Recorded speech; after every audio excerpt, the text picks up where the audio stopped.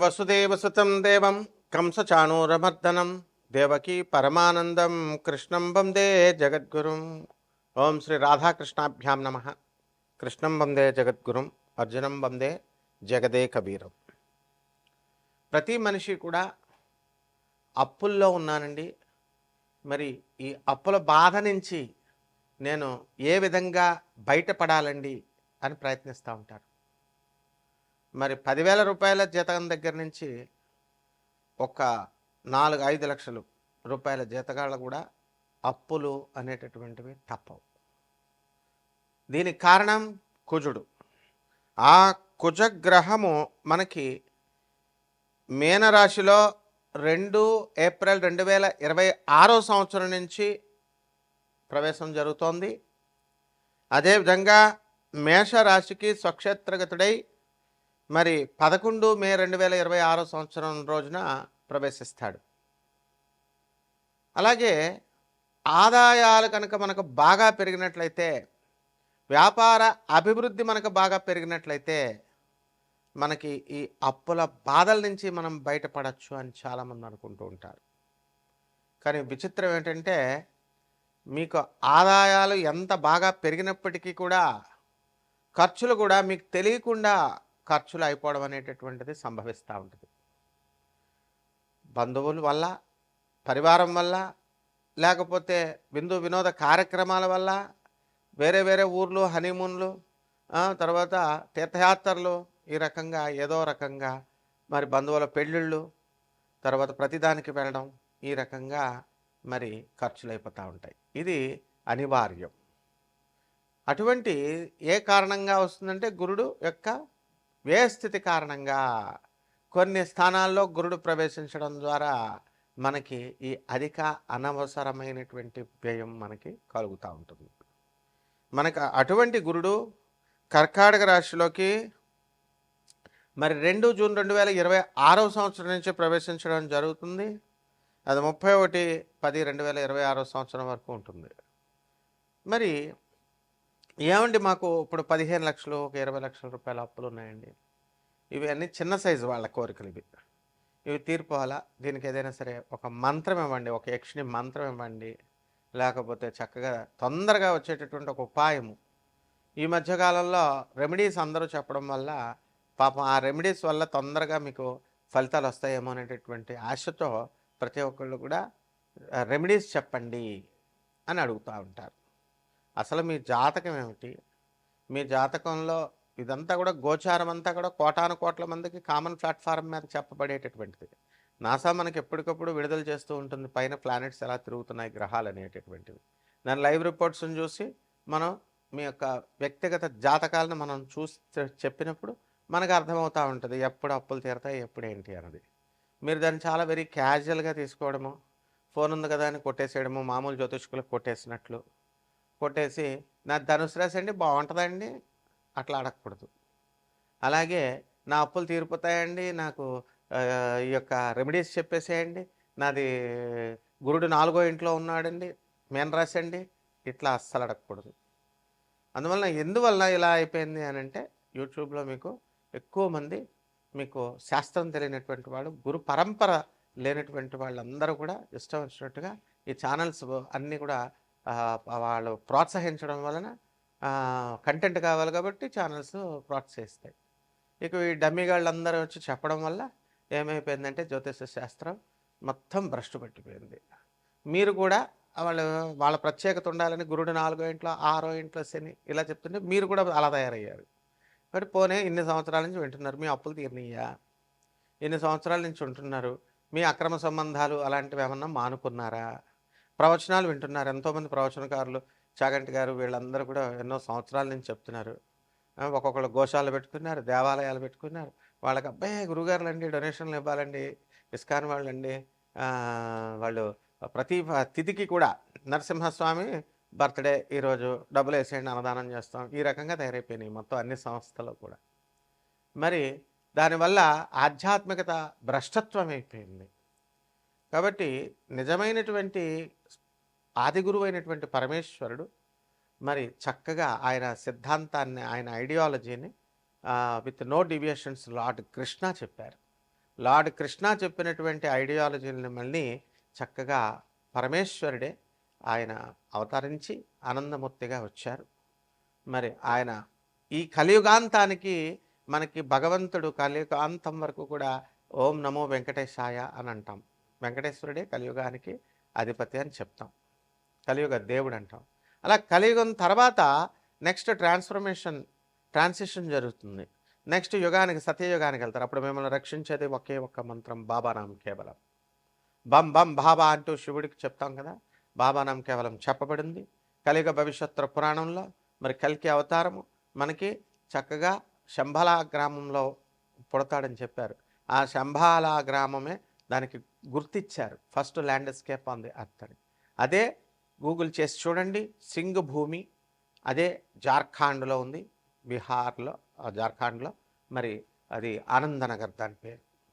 మరి అక్కడ తపస్సు చేసినటువంటి వాళ్ళు, మరి అక్కడ ఎప్పుడు కూడా ధర్మమహా సమ్మేళనాలు జరుగుతూ ఉంటాయి. దానికి ఆ యొక్క మంత్ర జపము, చాంటింగ్ జరుగుతూ ఉంటుంది, బాబానాం కేవలం కీర్తన జరుగుతూ ఉంటుంది. ఇవన్నీ కూడా మీరు తెలుసుకోవాలి సీరియస్గా. ఎందుకంటే లార్డ్ కృష్ణ మధురలో పుట్టాడు, దట్స్ ఆల్. గోకులంలో పెరిగాడు. రాముడు అయోధ్యలో పుట్టాడు, అయోధ్యలో పెరిగాడు, అంతే. దానికి రామాయణం మైథాలజీ ఇది కల్పితము, కావ్యము, ఊహాజనితము. శంభాలా గ్రామము హిమాలయ పర్వతాల అవతల ఉంటుంది, అది ఎవరు వెళ్ళలేరు, ఊహకు అందదు. ఇలాంటి పిచ్చి పిచ్చి ప్రేలాపనలు చెప్పకూడదు. మీకు తెలియనప్పుడు నోరు మూసుకొని ఉండాలి, ప్రవచనకారులైనా స్వామీజీలైనా. అది తెలియనప్పుడు గూగుల్ జియోలాజికల్ ఎవిడెన్సెస్ ఉన్నాయని చెప్తోంది. ఎన్జిఆర్ఐ ఇచ్చింది certification, geological survey of India. గూగుల్లో చూడండి సింగ్ భూమి అని. Then how dare you are saying that the Shambhala అనేటటువంటిది అక్కడెక్కడో హిమాలయ పర్వతాల అవతల ఉంటుందని చెప్తారు. అది ఊహాజనితం అని చెప్తారు. కలియుగ భవిష్యత్తు పురాణాలన్నీ ఊహాజనితాల, బ్రాహ్మణులు రాశారంటారు ఒకడు. వేదాలన్నీ కూడా 4 శ్లోకాలు చెప్పేసి ఇవన్నీ కూడా ఆవిర్భవించేసినాయి, శివుని యొక్క గంట ఢమరక నాదం నుంచి వచ్చినాయి అని చెప్పేటటువంటి వాళ్ళంతా ఎందుకు? రాముడు కల్పితం, రామాయణం కల్పితం అన్నప్పుడు ఎందుకు నోరెత్తట్లేదు? సో మీ జీవితాలు బాగోవాలంటే ఇలాంటివన్నీ, ఇలాంటి అశాస్త్రమైనటువంటి అవైదికమైనటువంటి ప్రవచనాలు చెప్పేటటువంటి వాళ్ళ ప్రవచనాలు విన్నా నాశనం అయిపోతారు. కాబట్టి ఇక్కడ మనకి స్వామి వివేకానందుల వారు చెప్పారు, రామకృష్ణ పరమహంస చెప్పారు, తర్వాత మన ప్రభాత్ రంజన్ సర్కార్ ఆనందమూర్తి గారు, తర్వాత పరమహంస యోగానందుల వారు, రమణ మహర్షి, జగద్గురు ఆదిశంకరాచార్యుల వారు, రామానుజాచార్యుల వారు, వీళ్ళ ప్రవచనాలు వినండి. ఇప్పుడున్న వాళ్ళు ఎవరిష్టం వచ్చినట్టు వాళ్ళు చెప్పే ప్రవచనాలు ఎందుకు వింటారు మీరంతా? ఏం మార్చారు మీకు? మీ జీవితాలను ఏం మార్చారు వాళ్ళు? ఏం మార్చగలరు వాళ్ళు? ఇంకా ఎదురు మీకు కాశీలో మడి భోజనాలు పెడతాం, కింద హాలు కడుతున్నాం, డబ్బులు ఇవ్వండి, పైన కింద ప్రవచనాలు చెప్పిస్తాం. ఇంకా ఇంకా ప్రవచనాలు చెప్పేవాళ్ళు లేరా? అశాస్త్రమైన ప్రవచనాలు చెప్పిస్తావా? సో పైన మనము ప్రవచనాలు చెప్పేటప్పుడు పైన మనం ఏం చేస్తాము, మళ్ళీ ఈ యొక్క హాల్ కడుతున్నాము, మడి భోజనాలు పెడతాము, కింద ప్రవచనాలు కట్టిస్తాము, ఇట్లా చెప్తున్నారు. సో ఇవన్నీ కాకుండా మీ అప్పుల మార్గాలు తీరాలన్నా, ఈ యొక్క ఆదాయాలు పెరగాలన్నా డైరెక్ట్గా శివుడి యొక్క ఐడియాలజీని మీరు ఫాలో అయినప్పుడు, కృష్ణుడి యొక్క ఐడియాలజీని మీరు ఫాలో అయినప్పుడు మాత్రమే వస్తుంది. దానికోసం మీ పర్సనల్ జాతకము చెబుతుంది. అండ్ దాని నుంచి రెమెడీస్ అనేటటువంటి కరెక్ట్ రెమెడీస్, ఇలాంటి పిచ్చి పిచ్చి వాళ్ళు చెప్పేటటువంటి చెట్టు పుట్ట మా దగ్గర హోమాలు చేయండి, 5 లక్షలు ఇవ్వండి, 25 లక్షలు ఇవ్వండి, all this nonsense remedies అన్నీ కూడా మీకు ఏం హెల్ప్ చేయవు. So what are the correct remedies అనేటటువంటివి తెలుసుకోండి. ఒక్కొక్క రాశి వారికి, ద్వాదశ రాశుల వారికి ఈ యొక్క గ్రహ సంచారం వలన ఏ విధంగా ఫలితాలు ఇస్తాయో చూద్దాం. తులారాశి, ఈ తులారాశి వారికి అందరికీ కూడా ఒకటే బాధ అండి, ఉద్యోగ బెడద. ఏమంటే మేము మంచి మంచి కంపెనీస్లో వర్క్ చేస్తున్నాము, ఆ కంపెనీల్లో మాకు ప్రమోషన్ లేదు, ఎదుగుదల లేదు, ఇంకా మంచి ఉద్యోగం రావట్లేదు మాకు. కాబట్టి ఆ జంప్ చేస్తే మాకు ఏమైనా కొత్తగా ఉద్యోగం వస్తుందా అని చాలామంది పాత ఉద్యోగాలకు రాజీనామాలు చేశారు. ఆ చేసినటువంటి వాళ్ళకి అప్పట్లో మంచిగా కొత్త కొత్త వేరే వేరే కంపెనీస్ నుంచి మీకు బ్రహ్మాండమైనటువంటి కాల్స్ వచ్చేవి. కాబట్టి మనకు అవకాశాలు ఉన్నాయి కదా, ఇప్పుడు మనం చేద్దాం కదా అని ఇప్పుడు రిజైన్ చేసేస్తారు. రిజైన్ చేసేసిన తర్వాత నుంచే ఉద్యోగాలు అనేటటువంటివి, కాల్స్ అనేటటువంటివి తగ్గిపోయినాయి. ఒకవేళ వచ్చినటువంటి కాల్స్కి, ఇంటర్వ్యూస్కి మేము కనుక వెళ్ళినట్లయితే మాకు సెలెక్ట్ కావడం లేదండి, వాళ్ళు ఏమి చెప్పట్లేదండి అనేటటువంటివి ఎక్కువగా జరుగుతున్నాయి, అవి వినబడుతున్నాయి. మనకు దీనికి కారణం ఏంటంటే శుక్రుడు వృషభ రాశిలోకి 19 ఏప్రిల్ 2026 సంవత్సరం నుంచి మీకు అష్టమ స్థితిలోకి వస్తున్నాడు. కాబట్టి ఉద్యోగాల విషయంలో లేడీ బాస్ కనుక ఎవరైనా ఉన్నట్లయితే, లేదా లేడీ బాస్ ఇంటర్వ్యూలు కనుక చేసినట్లయితే, ఆ ఇంటర్వ్యూల మీద ఆశలు వదిలేసుకోవడం అనేటటువంటిది మంచిది. అలాగే స్త్రీల నుంచి వ్యతిరేకత అనేటటువంటిది మీకు వస్తుంది. అలాగే చక్కగా ఈ యొక్క భార్య తరపు బంధువుల నుంచి రావాల్సినటువంటి సహకారం తగ్గుతుంది. అనవసరమైనటువంటి మనస్పర్ధలు రావడానికి అవకాశాలున్నాయి. కాబట్టి షష్ఠ స్థితిగతుడైనటువంటి బుధుడు మరి మీనరాశిలో నేసపట్టి మీకు ఉన్నాడు. కాబట్టి ఇప్పుడు మీనరాశిలోకి 11 ఏప్రిల్ 2026 సంవత్సరం నుంచి మీనరాశి ప్రవేశం చేశాడు. దానివల్ల మీరు ఎంత మంచిగా అవతల వాళ్ళకి చెప్తున్నప్పటికీ కూడా అవతల వాళ్ళకి సరిగ్గా అర్థం కాకుండా ఒకటి మంచి చెప్తుంటే వాళ్ళు చెడుగా అర్థం చేసుకోవడం, దాన్ని చేసుకోవడం లాంటివి జరుగుతున్నాయి. కాబట్టి ఇలాంటి విషయాల్లో మీరు కొంచెం జాగ్రత్తగా ఆచితూచి మాట్లాడాల్సినటువంటి అవసరం ఉంది. అలాగే సత్యం మాట్లాడడంలో మీరేం భయపడద్దు. అప్రియంగా మాట్లాడాల్సినటువంటి అవసరం మీకు లేదు. కాబట్టి మీరు ప్రియంగా మాట్లాడాల్సినటువంటి విధానంలో వాళ్ళు సత్యం చేస్తే అట్లా మాట్లాడండి. అలాగే వ్యాపారాల దగ్గరికి వచ్చేసరికి ఈ ఈ యొక్క కిరాణా వ్యాపారం నుంచి బట్టల షాపు వ్యాపారం దగ్గర నుంచి అన్ని రకాల వ్యాపారాలు కూడా సూపర్ సక్సెస్ఫుల్గా మీకు ముందుకు వెళ్ళడం అనేటటువంటిది జరుగుతుంది. అదేవిధంగా ఈ యొక్క వ్యాపారాల్లో కిరాణా షాపు, తర్వాత బట్టల షాపులు, హాస్టల్స్, వైన్ షాపులు, పాలు, నీళ్లు ఇలాంటి లిక్విడ్స్ బిజినెస్లన్నీ కూడా బ్రహ్మాండంగా జరుగుతాయి. మరి చాలామంది బంగారం తనఖా పెట్టి మరి రకరకాల వ్యాపారాలు మీరు పెట్టినటువంటి వాళ్ళు ఈ తులారాశిలో ఉన్నారు. వాళ్ళు సక్సెస్ఫుల్గా కాలేకపోయారు. భార్యాభర్తల మధ్య మనస్పర్ధలు అవన్నీ వచ్చినాయి. మీరు చేయని తప్పులకి మీరు బలవ్వాల్సినటువంటి అవసరం ఉంది. మీ పూర్వీకులు, మీ తండ్రి లేకపోతే మీ తరపు బంధువులు ఎవరైతే ఉన్నారో అటువంటి వాళ్ళందరూ కూడా మీకు ఏం చేశారండి వీళ్ళంతా కూడా వాళ్ళు ఎవరెవరితోనో కాంట్రాక్ట్స్ పెట్టుకొని మీ ఆస్తులు, పొలాలు, కాగితాలు అన్నీ కూడా అమ్మకానికో తనఖాకో రాస్తే అవన్నీ కూడా ఇప్పుడు తలనొప్పి మీరు కోర్టుల చుట్టూ తిరగడం ఇలాంటివన్నీ కూడా జరుగుతున్నాయి.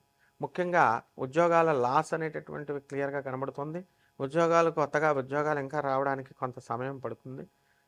ఈ తులారాశి వారికి భాగ్యంలో ఉన్న గురుడు సంపూర్ణమైనటువంటి రిజల్ట్స్ని ఇవ్వట్లేదు. గురుబలం ఇంకా సరిపోలేదు.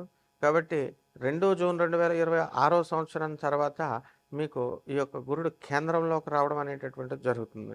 ఇకపోతే ఈ యొక్క కుజుడు మీకు వృషభ రాశిలోకి 21 జూన్ 2026 సంవత్సరంలోకి వస్తున్నాడు.